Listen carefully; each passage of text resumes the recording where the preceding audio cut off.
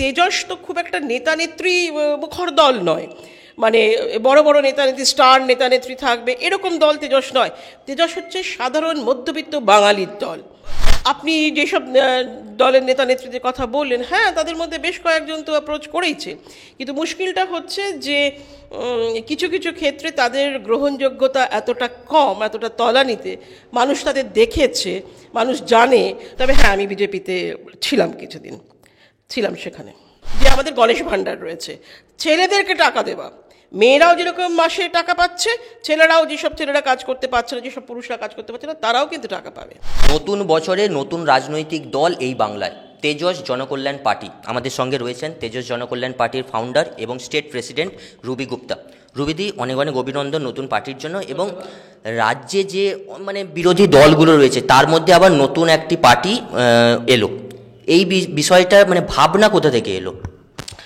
শুনুন, আপনার প্রশ্নের মধ্যেই আপনার উত্তর রয়েছে। যা পরিস্থিতি আমাদের এখন বর্তমান বাংলায় রয়েছে, পশ্চিমবাংলায়, সেখানে কোনো বিকল্প রাজনৈতিক দল নেই।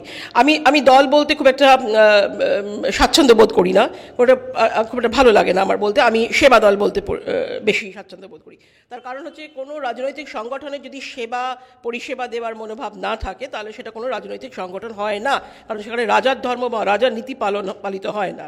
সুতরাং রাজনৈতিক সেবা দলে যেহেতু কোনো বিকল্প নেই পশ্চিমবাংলায়, যে দলগুলোর কথা আপনি বলছেন বা আপনি ইঙ্গিত করছেন, সেই সমস্ত দলগুলো কোনোটাই বাংলার বিকল্প দল হয়ে উঠতে পারেনি। সেটা খুব পরিষ্কার আমাদের এখন তো। কারণ কেউ মনে করে কোনোটা হিন্দিভাষীদের দল, কেউ মনে করে এটা গুজরাট, এরা দিল্লি। বামেদের তো 34 বছর ধরে দেখে আসা হয়েছে, তারা পরীক্ষিত, তার আগে কংগ্রেসের জমানা ছিল। সুতরাং প্রত্যেকটি দল যেগুলো এখন বর্তমান আমাদের এখানে বিরোধী হিসাবে, তাদেরকে প্রত্যেকেই বাংলার মানুষ জানে, চেনে, পরীক্ষিত, এবং জানে কতটা ভরসা করা যায়। মানুষ তখন সাংঘাতিক সংশয়ে ভুগছে, মানুষের এখন একুলুকুলের অবস্থা।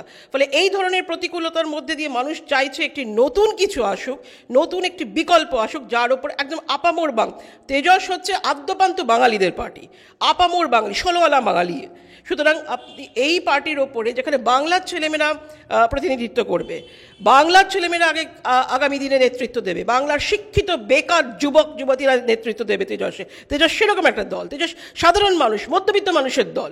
ফলে মানুষ যার উপর ভরসা, বিশ্বাস, আস্থা এগুলো রাখতে পারবে, সেরকম একটি বিকল্প রাজনৈতিক সেবা দলের মানুষ অনেকদিন ধরে চাইছিল, আমাকেও এসে অনেকেই বলেছে। ফলে এই ধরনের প্রতিকূলতা এবং যা পারিপার্শ্বিক অবস্থা, তার মধ্যে থেকে আমাদের মনে হয়েছে যে সব থেকে ভালো হয় যদি একটি আমরা এরকম ধরনের সাধারণ মধ্যবিত্ত মানুষের একটি সেবা দল করা যেতে পারে। সেই হিসাবে, সেই আইডিয়া থেকেই তেজস, যে প্রতিকূলতা আমরা রয়েছি তার থেকেই তেজসের জন্ম।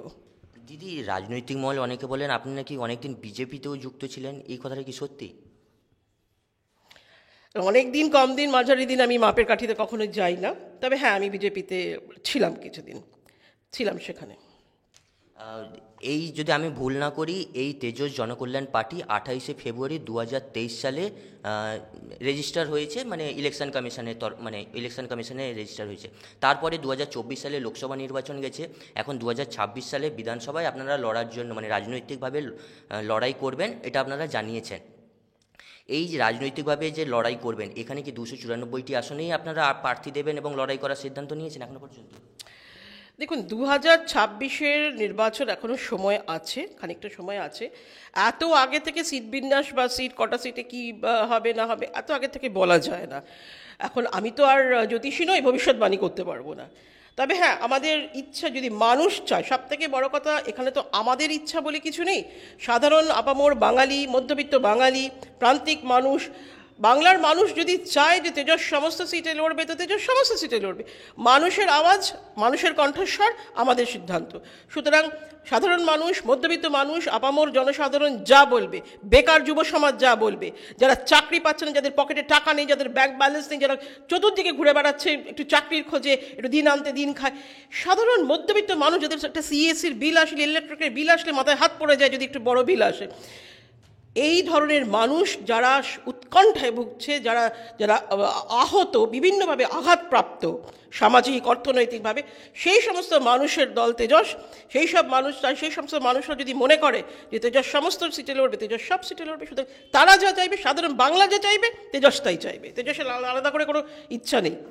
তাহলে 26শে বিধানসভায় আপনারা লড়াই করবেন প্রধান বিরোধীকে, মানে তৃণমূল মানে রাজ্যের বিরোধী নাকি কেন্দ্রের বিরোধী বিজেপি নাকি অন্য কেউ, আপনাদের প্রধান বিরোধীকে? আমাদের প্রধান বিরোধী বা তেজস্বের প্রধান বিরোধী হচ্ছে দুর্নীতি, কর্মহীনতা, খুন, রাহাজানি, এক্সটর্শন, গুলি মারছে, চাকু মারছে, ছুরি মারছে, মানুষ খুন করছে, মানুষকে মেরে ফেলছে, মানুষকে আহত করছে, নারী সুরক্ষা বলে কিছু নেই। সাধারণ ছোট সে 6.5 বছরের মেয়ে, 3.5 বছরের মেয়ে কি 60 বছরের বৃদ্ধা, কারুর কোনো এখানে কোনো নিরাপত্তা নেই, কোনো সুরক্ষা নেই। এই যে বিভিন্ন প্রতিকূলতা, এই যে বিভিন্ন হাঙরের মতো হাঁ করে সব সমাজে সব হাঙরগুলো দাঁড়িয়ে রয়েছে, এই যে একের পর এক যেগুলো আমি বললাম, সেই সমস্ত সবথেকে বড় কথা হচ্ছে আর্থসামাজিক বৈষম্য।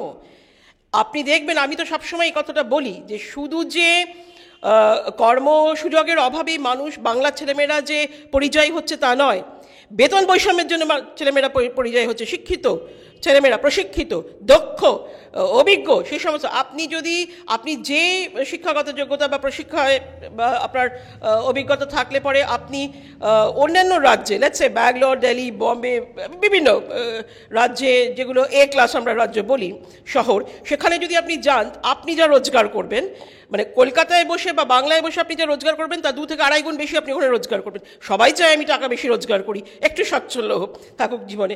সুতরাং এই যে আমরা জোর করে মেধা, দক্ষতা, শিক্ষাকে জোর করে বার করে দিচ্ছি, প্রতিভা, এগুলোকে যে আমরা বার করে দিচ্ছি, জোর করে যে আমরা এগুলোকে বাইরে বার করে দিচ্ছি, এর দায় কে নেবে?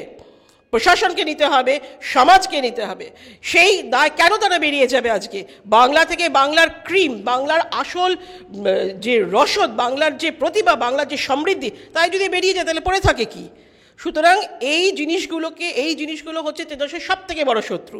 প্রতিপক্ষ হিসেবে বলতে পারেন এই ধরনের দুর্নীতি, এই ধরনের কর্মহীনতা, এই ধরনের মেধা বাইরে বেরিয়ে যাওয়া, এইসবগুলো তো রয়েছে। কটা বলবো, তো পরপর বলতে থাকছে। সব থেকে এখন চলছে সেটা নারী সুরক্ষা। মেয়েদের তো কোনো সুরক্ষাই নেই। মেয়েদের কেন, বাড়ি থেকে একটি ছেলে বেরোলে পর্যন্ত তার কোনো গ্যারান্টি নেই যে সে হেঁটে বেরোচ্ছে, সে সশরীরে ফিরে আসবে। মাকে বাবাকে উৎকণ্ঠায় থাকতে হয় যে ছেলে যেভাবে বেরোলো সেইভাবেই ফিরে আসবে তো, নাকি অন্যভাবে কোনো কিছু আসবে। সুতরাং কারোর কোনো এখানে সুরক্ষা নেই।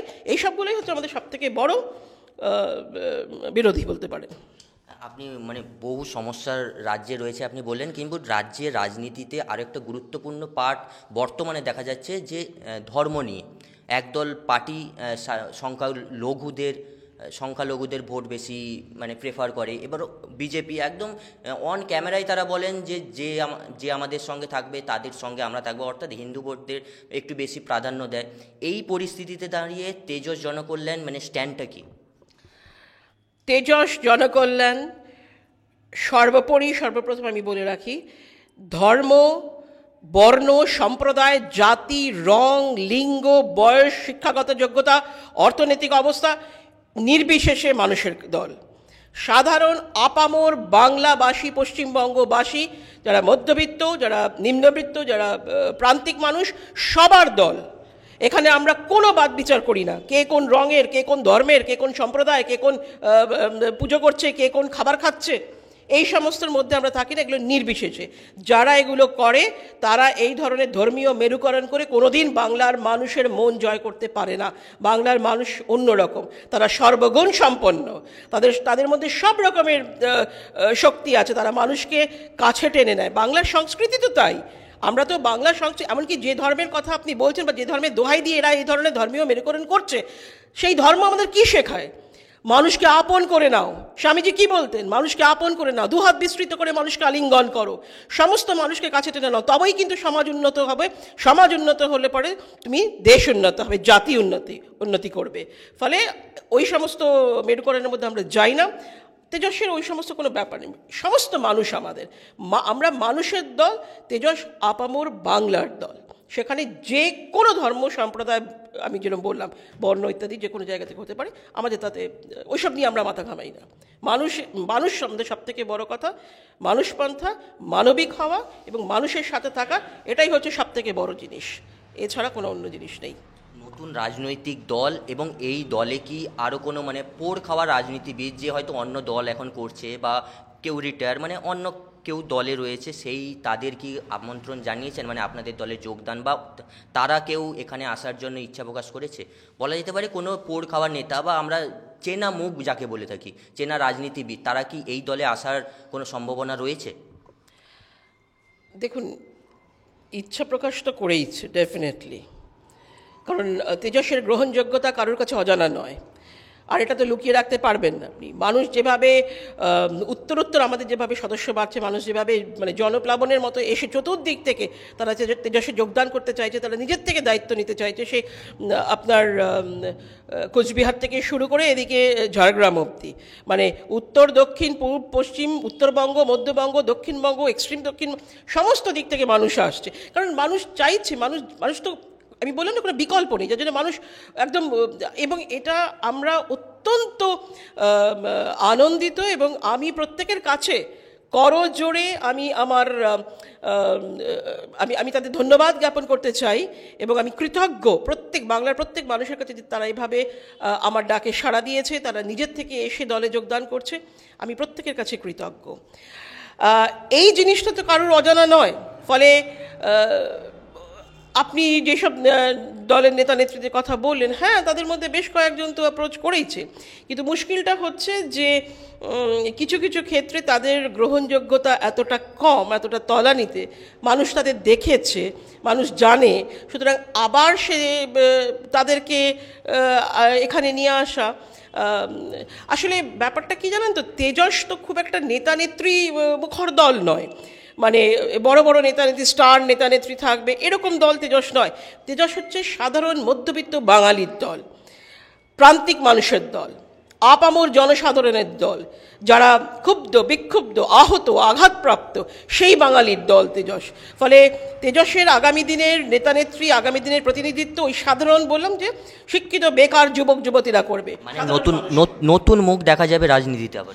একদমই তাই, একদমই। বাংলার সাধারণ মানুষ উঠে আসবে, তারা নেতৃত্ব দেবে, বাংলার সাধারণ ছেলেমেয়েকে তারা নেতৃত্ব দেবে, আগামী প্রজন্মে তারা নেতা নেত্রী, তারা প্রতিনিধিত্ব করবে, তারা ভোটে দাঁড়াবে, সেরকমই দল তেজস। তেজস কোনো স্টার কেন্দ্রিক দল নয় বা স্টার নেতা নেত্রীর দল নয়। আমাদের তেজসের পরিকল্পনায় রয়েছে মাতৃভাণ্ডার, গণেশ ভাণ্ডার, সম্ভবত ভারতবর্ষে প্রথম যে ছেলেদেরও টাকা দেওয়া হচ্ছে। হ্যাঁ, এটা আমাদের পরিকল্পনায় রয়েছে।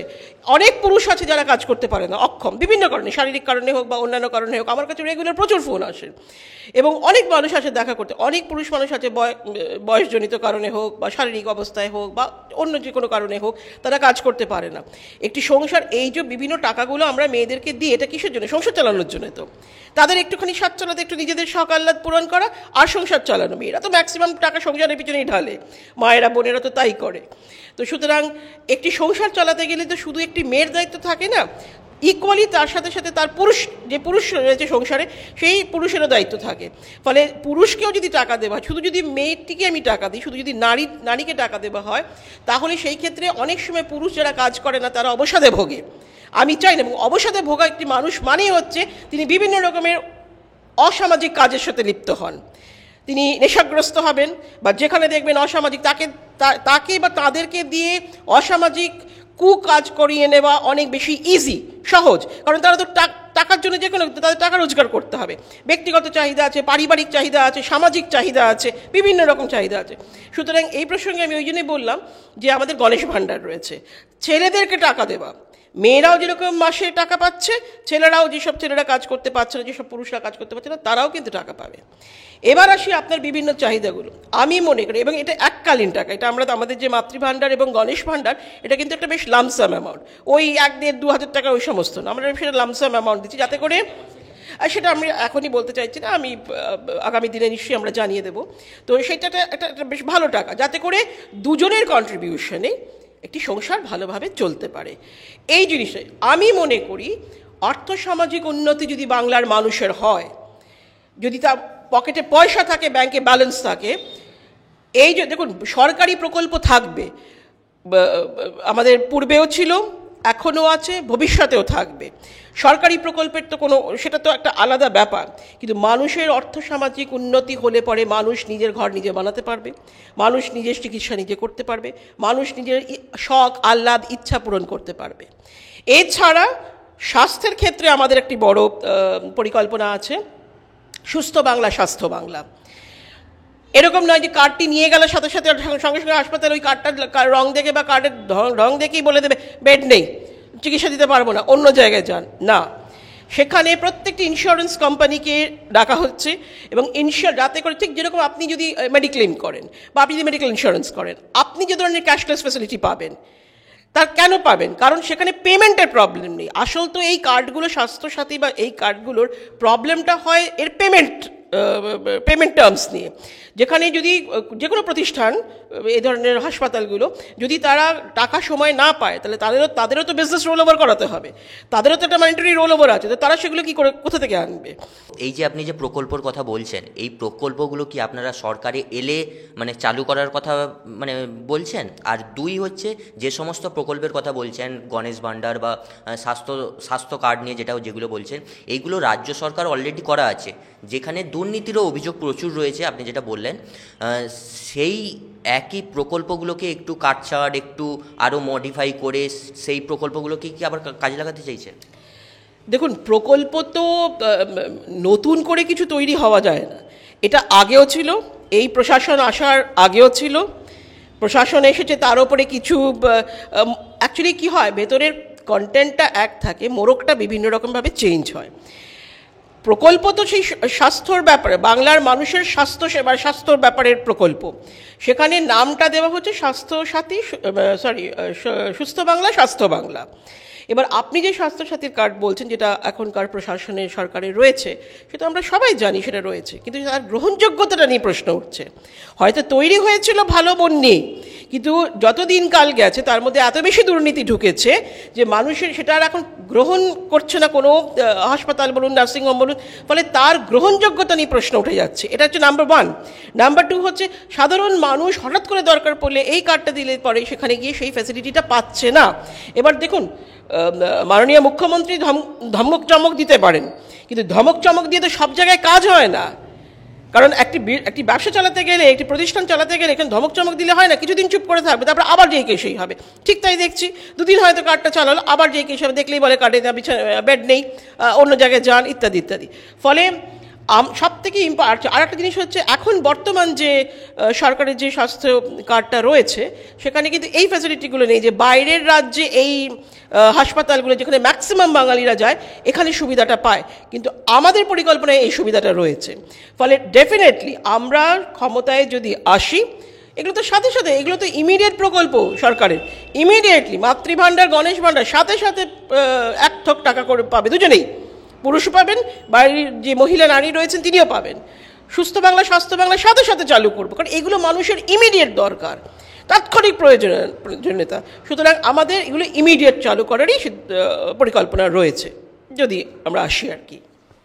শুনলাম আমরা নতুন দল, নতুন পরিকল্পনা নিয়ে অনেক কিছু কথা শুনলাম। অবশ্যই আমরা চোখ রাখবো 2026 বিধানসভায়। ক্যামেরায় গৌতমের সঙ্গে Suman, channel Hindustan. Cradle fertility centre, সন্তান সুখ এখন আপনার সাধ্যের মধ্যে। বিভিন্ন বিষয়ে ভিডিও পেতে চ্যানেল হিন্দুস্তানের ইউটিউব চ্যানেল সাবস্ক্রাইব করুন www.youtube.com/channelhindustan।